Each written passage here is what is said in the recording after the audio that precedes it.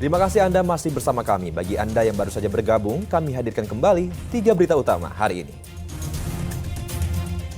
Hujan deras sepanjang malam mengakibatkan tebing longsor di Desa Cisempur, Kabupaten Tasikmalaya. 2 warga meninggal dunia. Memasuki musim kemarau, warga di Pusaka Nagara Subang dan Luragung Kuningan mengalami kesulitan air. Hati-hati, tindak kejahatan perdagangan manusia dengan berbagai modus terjadi di sejumlah daerah di Jawa Barat.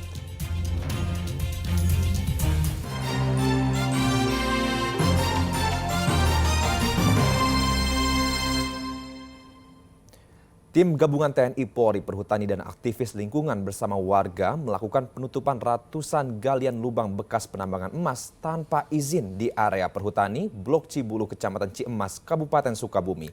Pasca penutupan ini diharapkan tidak ada lagi penambang emas ilegal di lokasi tersebut.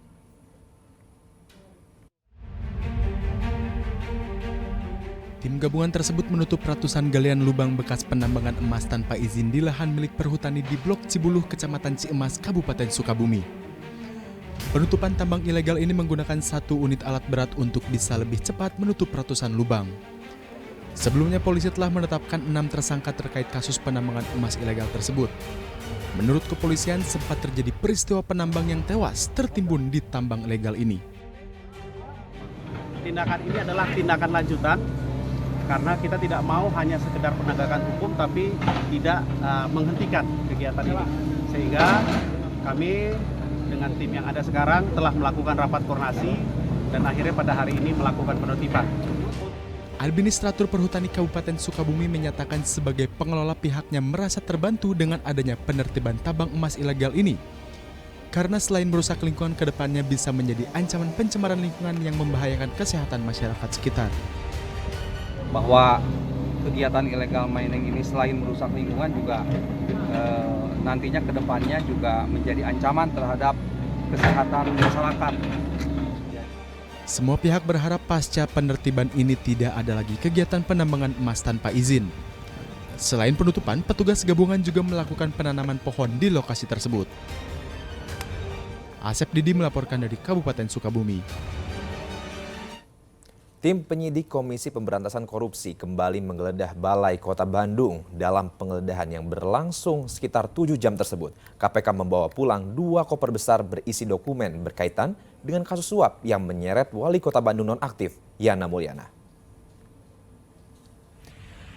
Tim penyidik Komisi Pemberantasan Korupsi Jumat lalu kembali menggeledah Balai Kota Bandung berkaitan dengan kasus suap yang menjerat Wali Kota Bandung nonaktif, Yana Mulyana. Penggeledahan dilakukan di kantor Dinas Komunikasi dan Informatika Diskominfo yang masih berada sekitar areal Balai Kota. Tim penyidik yang berjumlah sekitar 5 orang tanpa mengenakan atribut KPK masuk menuju ruangan sekitar pukul 10 pagi. Usai melakukan penggeledahan sekitar 7 jam sekitar pukul 17, tim penyidik keluar dari ruang comment center dan membawa pulang 2 koper besar berisi dokumen yang diduga berkaitan dengan kasus suap Wali Kota Bandung nonaktif Yana Mulyana pada kasus suap pengadaan CCTV dan jasa penyedia internet dalam program Bandung Smart City. Sebelumnya dalam kasus tersebut, KPK telah menetapkan 6 orang tersangka, salah satunya Wali Kota Bandung Yana Mulyana.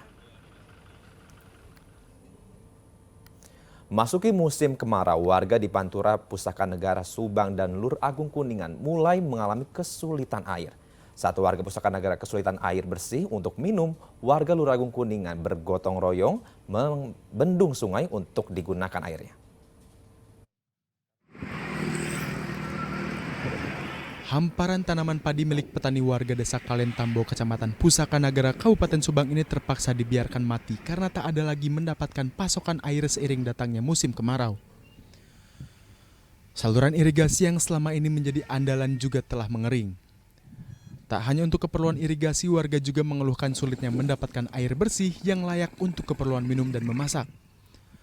Mereka selama ini mengandalkan air sumur bantuan pemerintah untuk MCK, namun harus bergantian karena pasokan airnya yang minim.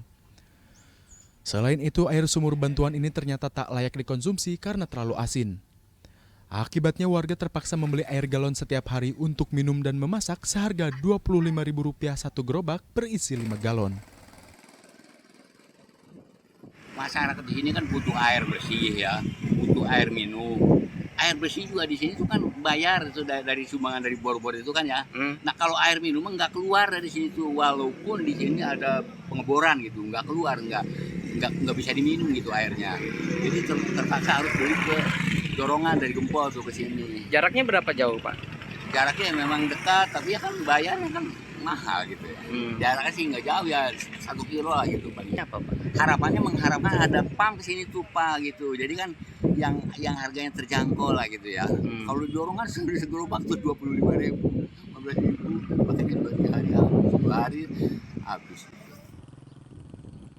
Lain lagi dengan warga desa Benda, Kecamatan Luragung, Kabupaten Kuningan. Karena musim kemarau selalu datang tiap tahun, mereka pun memiliki tradisi tahunan mengatasi kesulitan air untuk mengairi sawah dan air bersih. Satu-satunya air yang masih tersedia adalah air Sungai Cisanggarung. Warga pun bergotong royong membendung Sungai Cisanggarung dengan membuat bronjong batu bersama yang nantinya air akan dibendung dan akan dialirkan ke saluran irigasi yang melewati permukiman penduduk dan areal persawahan. Setelah diisi batu, pakai terpal, setelah itu air bisa masuk mengaliri saluran irigasi dan nantinya masuk ke pemukiman Desa Benda, juga ke lahan pertanian, persawahan di Desa Benda untuk mengatasi kekeringan. Kekeringan sawah, juga warga banyak yang sumurnya kering.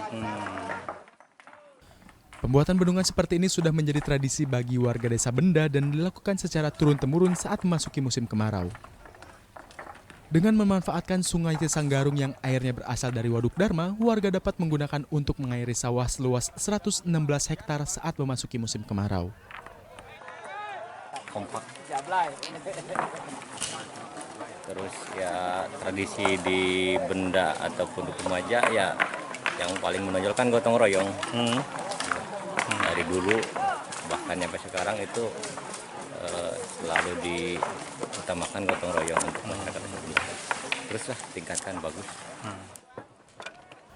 Untuk pembuatan bendungan, warga membuat lebih dari 350 bronjong bambu yang diisi dengan batu. Dibutuhkan 700 batang bambu untuk membuat bronjong.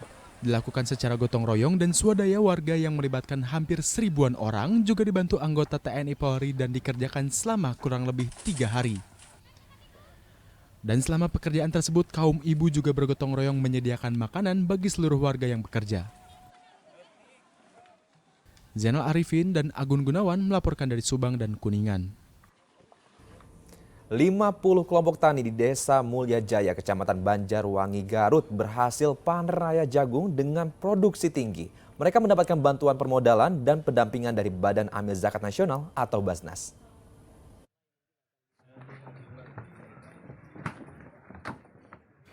Warga Desa Mulya Jaya, Kecamatan Banjarwangi, Garut dengan gembira memanen jagung yang telah mereka tanam sejak Oktober tahun lalu. Di desa ini ada 50 kelompok tani yang mendapatkan bimbingan teknis dan bantuan permodalan untuk memanfaatkan lahan tidur bertanam jagung. Desa yang termasuk dalam desa miskin ini mendapatkan bantuan dari Badan Amil Zakat Nasional atau Basnas. Bantuan ini pun disambut baik Pemkab Garut karena desa ini masuk dalam kategori desa miskin. Pemerintah daerah mengapresiasi Basnas Pusat yang membuat ekosistem bisnis di daerah yang miskin.